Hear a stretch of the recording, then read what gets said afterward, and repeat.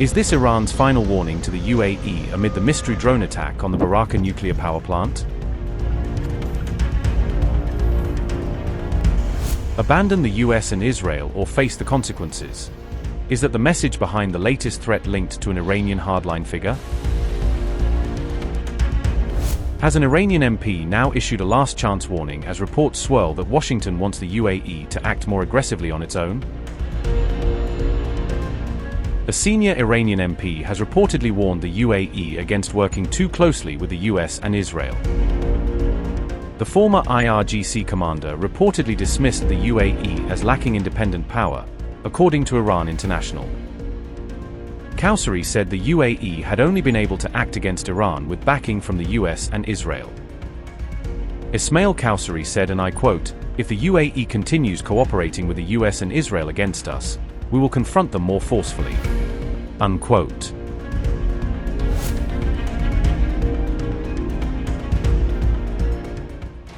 Some US officials are reportedly pushing the UAE to seize one of Iran's islands in the Gulf. Washington is reportedly eyeing Lavin Island, one of Iran's key offshore oil export hubs, as a possible pressure point. Iran's Lavin Island hosts refining, storage, and tanker loading infrastructure linked to major crude-producing fields. Reports say some figures in Trump's circle have suggested that the UAE should move to take control of the island. The Telegraph made the latest revelation on May 16th, a claim that was later picked up in RT News coverage. A former senior Trump security official said, and I quote, "Go take 'em. It would be UAE boots on the ground instead of US." Unquote. Notably, the UAE has also previously been accused of targeting the same island during the peak of the war.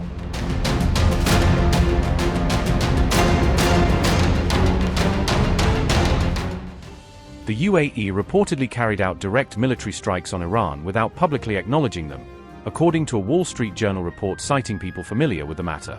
The report says the UAE became an active combatant in a war in which Iran had also made it one of its biggest targets. The Wall Street Journal published the revelation on May 11th, attributing it to sources familiar with the matter. The report also said the UAE's military is equipped with Western-made fighter jets and surveillance networks that enabled such operations. One reported target was a refinery on Iran's Lavin Island, according to the Wall Street Journal's account. That refinery strike reportedly took place in early April and sparked a large fire at the site. The damage reportedly knocked much of the refinery's capacity offline for months. Lavin Island sits in the Persian Gulf, making any strike there strategically and politically sensitive. H.A. Hellier said, and I quote, "The Emiratis made it clear early on that they didn't want this war, but it's also clear that since the first Iranian strikes on the UAE took place, Abu Dhabi's been quite transparent that they see the regional picture as having changed dramatically. Abu Dhabi hasn't confirmed what they have targeted, or even if they have targeted, but from the early days of the war it seemed only a matter of time before we saw increased kinetic involvement of different Gulf states in the war." Unquote. If confirmed, the move would mark a significant shift by the UAE toward more direct use of force in regional conflicts. The timing is also notable because the strike was said to have occurred near the period of a declared ceasefire. The Wall Street Journal reported that the attack happened around the time Trump was announcing a ceasefire in the Iran war. The revelation underlines just how fragile the ceasefire has become, as US-Iran peace efforts remain stuck in deadlock.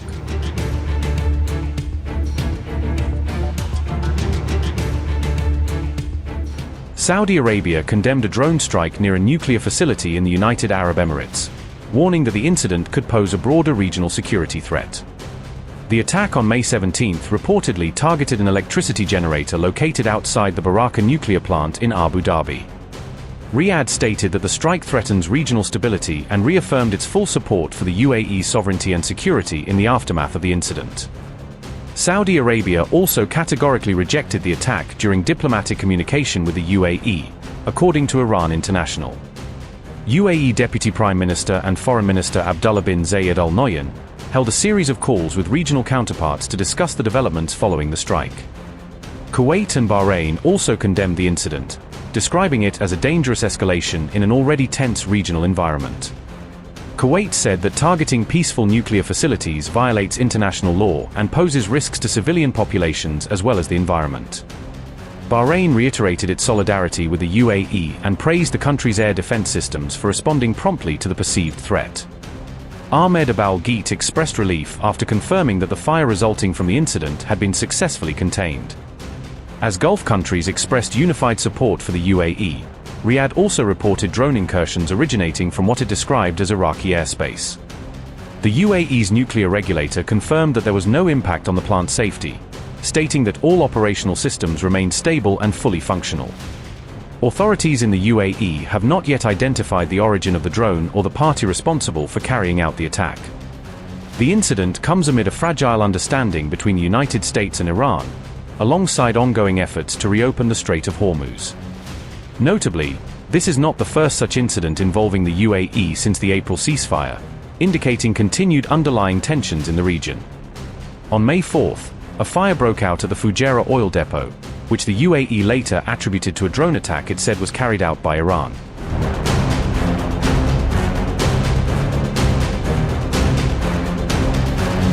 After the Barakah nuclear scare, the UAE acknowledged that the hostile drones had entered its airspace from the western border, a detail that immediately set off speculation about where they were launched.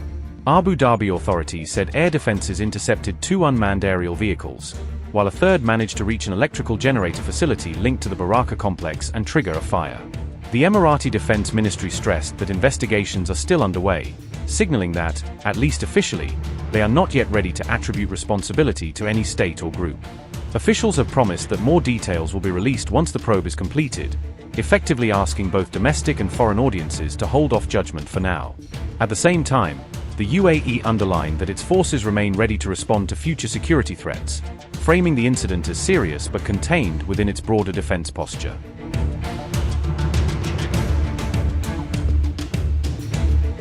On May 17th, a drone strike caused a fire at an electrical generator associated with the Barakah nuclear power plant, instantly raising alarms about the vulnerability of critical energy infrastructure. The attack occurred in the Al Dhafra region and, crucially, outside the plant's heavily protected inner perimeter, allowing Emirati officials to stress that the reactor itself was never in direct danger.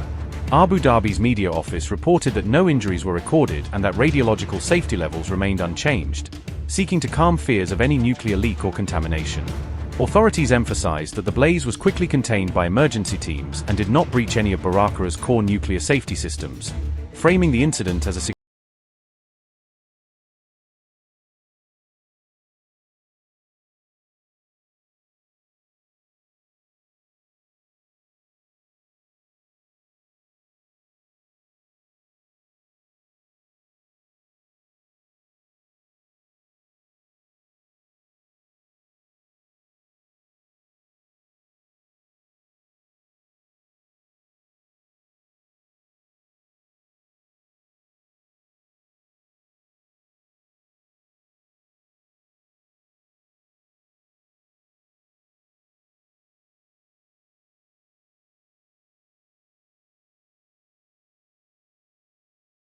is unfolding as Saudi Arabia and the UAE increasingly disagree over key parts of regional security strategy, from Iran and Yemen to energy policy and ties with Israel.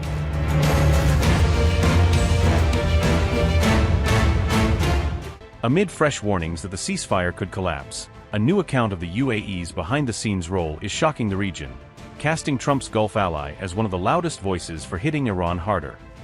According to this report, shortly after US-Israeli strikes began, Abu Dhabi pressed its neighbors to join a broader regional response, trying to turn limited retaliation into a Gulf-wide front against Tehran.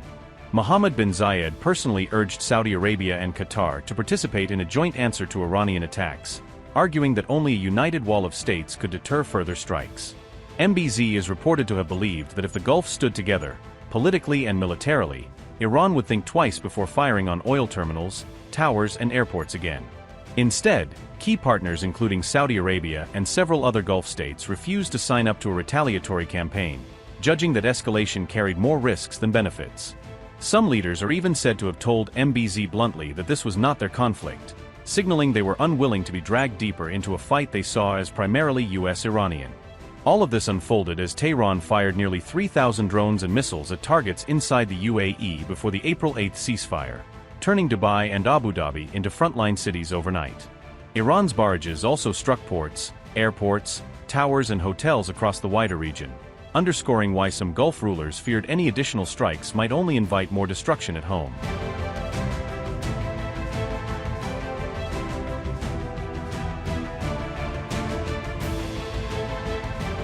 Riyadh reportedly branded the UAE's push for joint strikes escalatory, choosing instead a deterrence-only posture, bolstering defenses and diplomacy while avoiding direct offensive action.